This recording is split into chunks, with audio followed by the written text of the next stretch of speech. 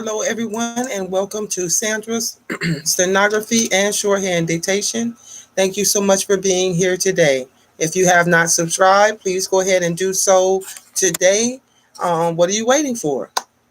Almost 700 videos. We're up to 641 videos. So I'm suspecting that in about 2 weeks, be up to 700 videos.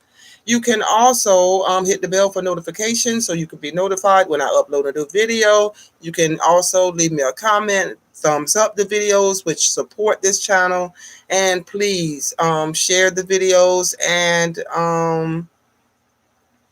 leave me a comment, leave me a thumbs up, share, like, comment, leave me a everything that you do to support your favorite channels on YouTube. Same thing here. You can catch me on Facebook at Court Reporters Plus, and you can catch me on my podcast on all the major podcasting producers or broadcasters or distributors, including Anchor and Spotify. And you can find me on Anchor, Spotify, Apple.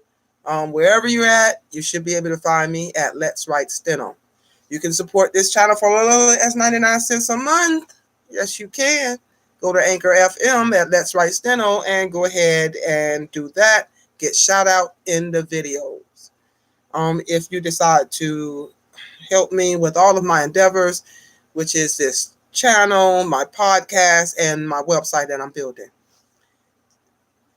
All right, got all of that out of the way. I'm ready to get started because you ain't got all night and I don't either. So we are working this week completely and totally on testing this week. All tests this week. If your speed hasn't come up, which I'm sure I may not have done it yet, but I should have done that right now. But if your test has not come up, if your speed has not come up, trust me, it is coming. So right now, since I've already done this at 70, 80, 100, 120, 140, we are now at the 160 words per minute, and I am freezing. That's why I'm rubbing myself like that. I'm cold all of a sudden. So let's go ahead and get started. This is going to be at 160 words per minute on moral training in our public schools. And because I didn't think that this was going to be this particular part, this moral training in our public schools, I didn't think that was going to be enough to make it a 5-minute test. So I have added some extra on to be able to make sure it's a 5-minute test.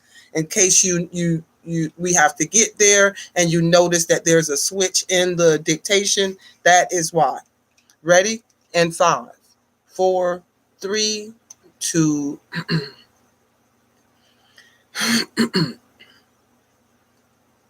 1. That's right. It is reasonable to suppose that the rank and file of our teachers will realize the importance of this aim in teaching, so long as it has no recognition in our public system of instruction. The moral element is largely present among educators as an instinct, but it ought to be evolved into a clear purpose with definite means of accomplishment. It is an open secret, in fact, that while our public instruction is ostensibly secular, having nothing to do directly with morals or religion, there is nothing about which good teachers are more thoughtful and anxious than about the means of moral influence. Occasionally, someone from the outside attacks our public schools as without morals and godless, but there is no lack of staunch defenders on moral grounds. Theoretically and even practically, to a considerable extent, we are all agreed upon the supreme value of moral education, but there is striking inconsistency in our whole position on the school problem. While the supreme value of the moral aim will be generally admitted, it has no open recognition in our school course, either as a principal or as a subordinate aim in instruction. Moral education is not a germane to be avowed purposes of the public school. If it gets in at all, it is by the back door. It is incidental, not primary. The importance of making the leading aim of education clear and conscious to teachers is great. If their conviction on this point is not clear, they will certainly not concentrate their attention and efforts upon its retaliation. Again, in a business like education, where there are so many important and necessary results to be reached, it is very necessary and common to put forward a subordinate aim and to lift into the undue prominence, even allowing it to swallow up all the energies of teacher and pupils. Owing to this diversity of opinion among teachers as to the results to be reached, our public schools exhibit a chaos of conflicting theory and practice, and a numberless brood of hobby writers. School instruction can be brought into the direct service of character building. This is the point upon which most teachers are skeptical. Not much effort has been made until recently to put the best moral materials into the school studies, and that the most important, reading, literature, and history. The chapter on relative values will show that there is opportunity through all the grades for a vivid and direct cultivation of moral ideas and convictions. The second great series of studies, the natural sciences, come in to support the moral aims, while the personal example and influence of the teacher and the common experiences and incidents of school life and conduct give abundant occasions to apply and enforce moral ideas. Extract from the chapter on the chief aim of education in the book entitled Elements of General Method. Lincoln dead and a nation in grief. And 1 hour joy lay without a pulse, without a gleam or breath. A sorrow came that swept through the land as huge storms sweep through the forest and field, rolling thunder along the sky, disheveling the flowers, daunting every singer in the thicket and forest, and pouring blackness and darkness across the land and up the mountains. Did ever so many hearts in so brief a time touch to such boundless feelings? It was the uttermost of sorrow, noon and midnight, without a space between. The blow brought a sharp pang. It was so terrible that at first it stunned sensibility.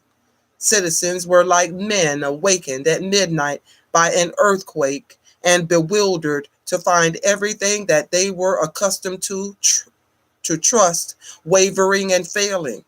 The very earth was no longer solid. The first feeling was the least. Men waited to get straight to feel.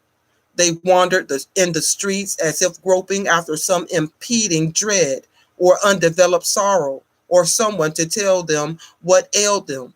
They met each other as if each would ask the other, am I awake or do I dream?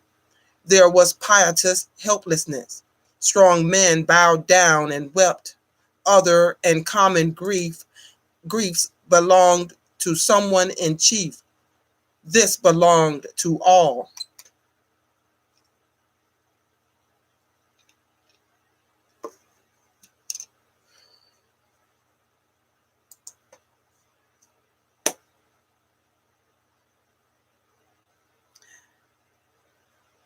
How you doing? How you doing? How you doing? How you doing? Hope you're doing well with this. Hoping you doing well with this. I wish you nothing but success.